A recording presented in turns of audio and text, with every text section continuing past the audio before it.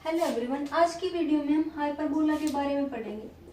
और इससे जो प्रीवियस वीडियो थी हमारी, उसमें हमने इलिप्स के बारे में पढ़ा था। और ये जो हाइपरबोला है कुछ कुछ इलिप्स के जैसा ही होता है। सबसे पहले हम बात करेंगे हाइपरबोला की डेफिनेशन की। इसकी डेफिनेशन क्या कहती है? ये ऐसे पॉइंट का सेट होता है, सेट ऑफ पॉइंट, अगर मैं उनकी डिस्टेंस किन्हीं दो फिक्स पॉइंट से लेती हूँ और उन डिस्टेंसेस को क्या कर देती हूँ, सब्ट्रैक्ट कर देती हूँ, तो हर पॉइंट के लिए जो ये सब्ट्रैक्शन होगा वो कैसा रहेगा, कांस्टेंट रहेगा। और कल हमने इलिप्स के बारे में पढ़ा था, उसमें क्या था, दो फिक्स पॉइंट से मैं क्या करती थी, डिस्टेंस कैलकुलेट करती थी ऐसे पॉइंट की, और फिर उनको क्या कर देती थी, ऐड कर देती थी। और ऐड करने के बाद वो डिस्टेंस कैसी रहती थी, कांस्टेंट रहती थी। यहाँ पर क्या है, सब्ट्रैक्शन है। बस ये डिफरेंस है between the ellipse and the hyperbola, इनके डेफिनेशन। और हाइपरबोला कुछ ऐसा दिखता है, और यहाँ पर मैं मान लेती हूँ कि वो फिक्स पॉइंट F1 है एक, और यहाँ पर वो फिक्स पॉइंट दूसरा कौन सा है, F2 है। और इसने क्या बोला है कि सेट ऑफ पॉइंट जिनका डिस्टेंस अगर मैं इन फिक्स पॉइंट से कैलकुलेट करती हूँ, मैं मान लेती हूँ कि यहाँ पर एक पॉइंट है P1 और यहाँ पर एक पॉइंट है P2। मैं क्या करूंगी, इसकी डिस्टेंस एक बार तो इस फिक्स पॉइंट से कैलकुलेट करूंगी, मतलब P1 F1 हो जाएगी, और एक बार इस पॉइंट से कैलकुलेट करूंगी, P1 F2 हो जाएगी। और फिर क्या करना है, सब्ट्रैक्शन करना है। और सब्ट्रैक्शन ऐसे करना है कि जो लार्जेस्ट डिस्टेंस है उसमें से सब्ट्रैक्ट करना है शॉर्टेस्ट डिस्टेंस को। अब यहाँ से साफ साफ दिखता है कि P1 F2 किससे बड़ा होगा, P1 F1 से बड़ा होगा। तो कैसे लिखना होगा, P1 F2 minus P1 F1, ऐसा लिखना होगा। और मैं क्या करना चाहती हूँ, इस P2 पॉइंट की भी डिस्टेंस F1 पॉइंट से और F2 पॉइंट से कैलकुलेट करना चाहती हूँ। तो यहाँ से देखते हो कि P2 F2 और यहाँ से P2 F1, क्लियरली दिखता है कि P2 F1 बड़ा है P2 F2 से। तो कैसे कैलकुलेट करेंगे इस बार, P2 F1 minus P2 F2। और अगर एक और थर्ड पॉइंट होता, उसके लिए भी ये डिस्टेंस सेम ही रहती, मतलब कांस्टेंट रहती। तो इन पॉइंट का कलेक्शन क्या कहलाता है, हाइपरबोला कहलाता है। अब हाइपरबोला के अंदर दूसरी टर्म्स भी होती है, जैसे कि हमारे पास इलिप्स के अंदर थी। तो अगर मान लिया मैं एक लाइन सेगमेंट ड्रॉ करती हूँ जो फोकस के थ्रू पास करती है, वो क्या कहलाती है, ट्रांसवर्स एक्सिस कहलाती है, ट्रांसवर्स एक्सिस कहलाती है।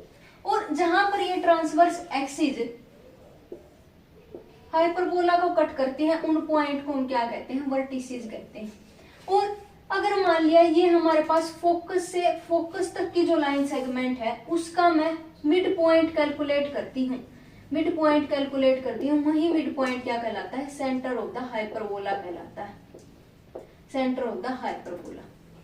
और मैं मान लेती हूँ कि एक ऐसी लाइन सेगमेंट जो सेंटर के थ्रू पास करती है और ट्रांसवर्स एक्सिस के कैसी होती है, परपेंडिकुलर होती है, वो क्या कहलाती है, कंजुगेट एक्सिस कहलाती है। इसी तरीके से कुछ इलिप्स के अंदर भी थे, लेकिन जो हमारे पास ये वाली जो ट्रांसवर्स एक्सिस थी, उसमें क्या बोला गया था, उसको मेजर एक्सिस बोला गया था, और कंजुगेट एक्सिस को उसमें क्या कहते थे, माइनर एक्सिस कहते थे।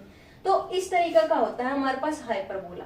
और इसके अंदर हम क्या करते हैं, जो F1 से लेकर के F2 की डिस्टेंस है वो क्या मान लेते हैं, 2C मान लेते हैं। और इन वर्टिसेस के बीच में जो डिस्टेंस होगी, मैं इसको A नाम दे देती हूँ, इसको B नाम दे देती हूँ, वो डिस्टेंस क्या मान लेती हूँ, 2A मान लेती हूँ।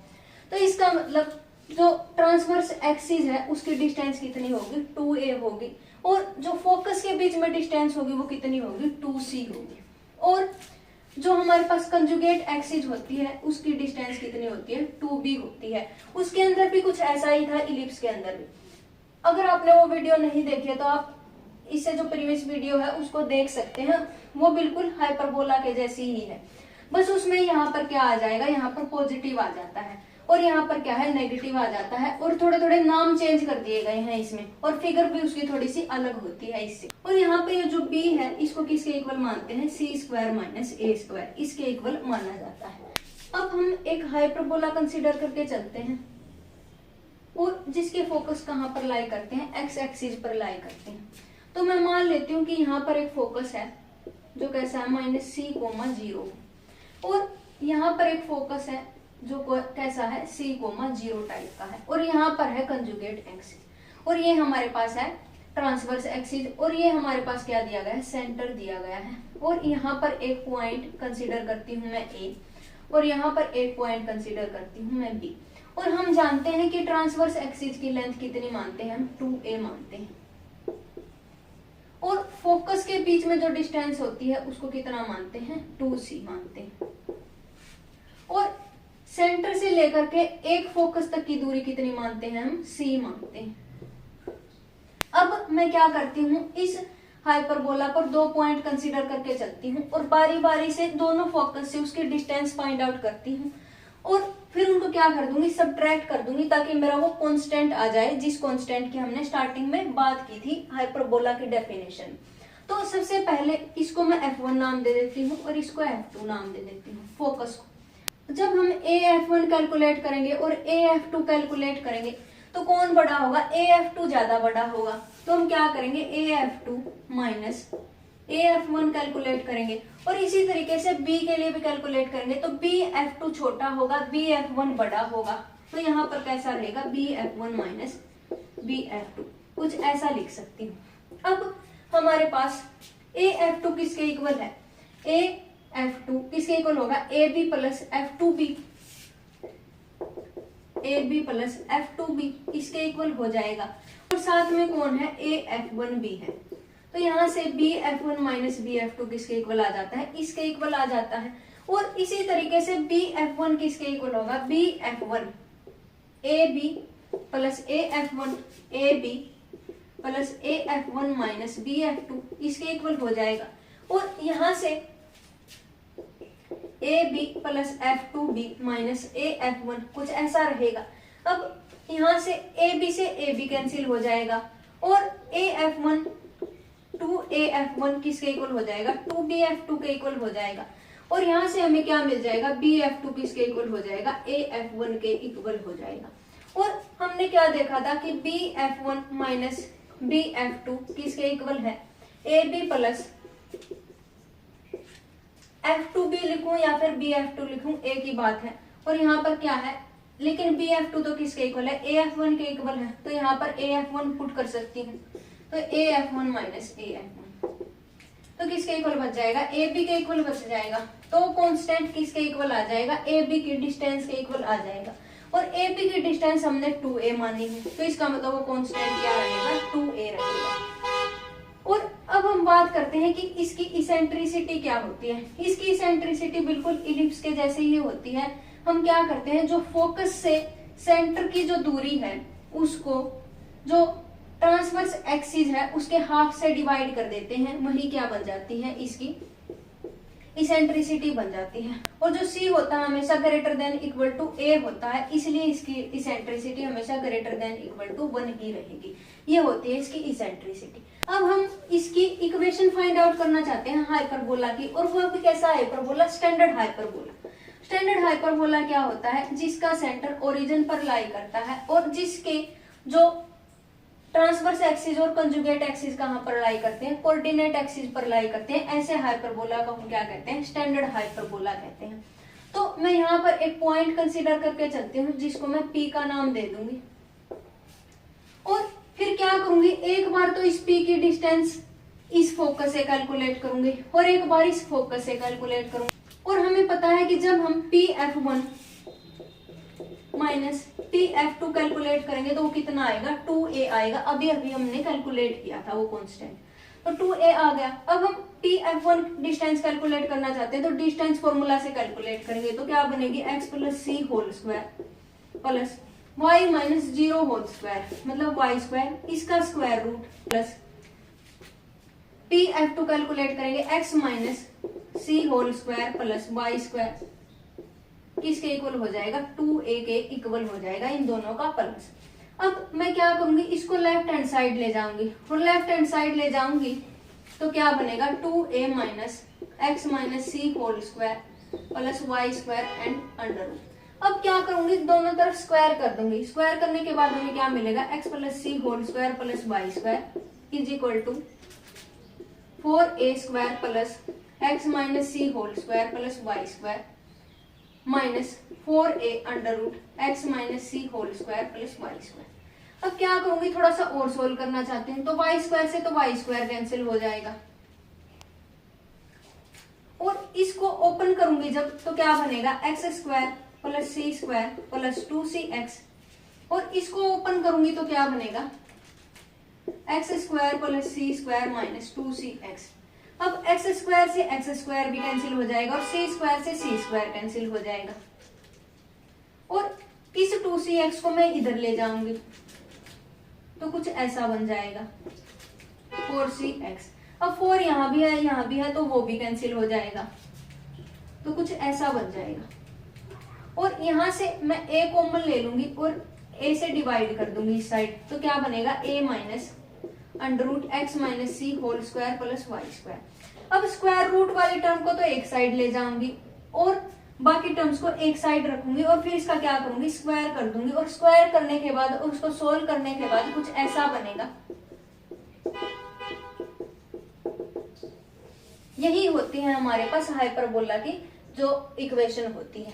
और जो हाइपरबोला होता है अपनी एक्सिस के अबाउट सिमेट्रिक होता है, मतलब अगर उस पर x, y टाइप का पॉइंट लाई करता है तो minus x, y, x, minus y, minus x, minus y type के पॉइंट भी क्या करते होंगे, लाई करते होंगे। अब हम बात करेंगे कि हाइपरबोला का जो लेटेस्ट रेक्टम होता है वो क्या होता है। अगर मैं हाइपरबोला के लेटेस्ट रेक्टम की बात करती हूँ तो क्या होता है, एक ऐसी लाइन सेगमेंट होती है जो किसके परपेंडिकुलर होती है, ट्रांसवर्स एक्सिस के तो परपेंडिकुलर होती है और किसी एक फोकस से क्या करती है, पास करती है और किसी एक फोकस से क्या करती है, पास करती है। तो मैं मान लेती हूं कि वो लाइन सेगमेंट हमारे पास क्या है, वो लाइन सेगमेंट ये है। अब मैं क्या करना चाहती हूँ, इस लाइन सेगमेंट की डिस्टेंस फाइंड आउट करना चाहती हूँ। अब अगर ये पॉइंट इस लाइन पर लाई करता है तो इसका x कोऑर्डिनेट क्या होगा, c होगा और y कोऑर्डिनेट को मैं क्या मान लेती हूँ, l मान लेती हूँ। अब ये पॉइंट ध्यान से देखने पर हाइपरबोला पर लाई करता है और अगर हाइपरबोला पर लाई करता है तो जो उसकी इक्वेशन होगी उसको भी सेटिस्फाई करेगा। हाइपरबोला की इक्वेशन अभी अभी हमने पढ़ी थी कि क्या होगी, y² upon b² is equal to 1, ये होगी। और अगर ये पॉइंट हाइपरबोला पर लाई करता है तो इसकी इक्वेशन को सेटिस्फाई भी करेगा और सेटिस्फाई करेगा तो यहाँ पर पुट कर सकती हूँ मैं इस पॉइंट को x और y की जगह। तो क्या बनेगा यहाँ से c² upon a² minus l² upon b² is equal to 1, कुछ ऐसा बन जाएगा। और यहाँ से जो l² अपॉन b² होगा वो किसके इक्वल हो जाएगा, c² अपॉन a² माइनस 1, इसके इक्वल हो जाएगा। और हमें ये पता है कि c अपॉन a क्या होता है, इसेंट्रिसिटी होता है, मतलब इसका स्क्वायर किसके इक्वल होगा, इसके इक्वल होगा। और हमें एक और बात पता थी कि b² किसके इक्वल होता है, c² माइनस a² के इक्वल होता है। तो c² की जगह क्या पुट कर सकती हूँ, a² प्लस b²। और थोड़ा सा और सोल्व करने के बाद हमें क्या मिलेगा, 1 प्लस b² अपॉन a²। अब ये वैल्यू यहाँ पर पुट कर सकते हैं तो क्या मिलेगा, 1 plus b² upon a² minus 1 से 1 कैंसिल हो जाएगा। तो l² किसके इक्वल हो जाएगा, b⁴ अपॉन a²। l किसके इक्वल हो जाएगा, b² अपॉन a के इक्वल हो जाएगा, क्योंकि कैसी है ये, लेंथ है। तो यहां से अब अगर ये डिस्टेंस AF2 हमारे पास कितनी आ जाती है, b² अपॉन a आ जाती, क्योंकि हमने l क्या माना था, AF2 को माना था। और ये कैसा होता है, हाइपरबोला अपनी एक्सिस के अबाउट सिमेट्रिक होता है, तो ये भी कैसा होगा, l होगा। तो इसका मतलब लेटेस्ट रेक्टम की लेंथ क्या बन जाती है, 2b²a, ये बन जाती है। और इलिप्स में भी लेटेस्ट रेक्टम की जो लेंथ थी यही थी, हाइपरबोला में भी जो लेटेस्ट रेक्टम की लेंथ है वो यही बनेगी। तो यही थी हमारी आज की वीडियो जिसमें हमने हाइपरबोला के बारे में समझा। इससे नेक्स्ट वीडियो में हम 3 डायमेंशन ज्योमेट्री के बारे में पढ़ेंगे। तब तक के लिए stay connected, have a nice day, thank you.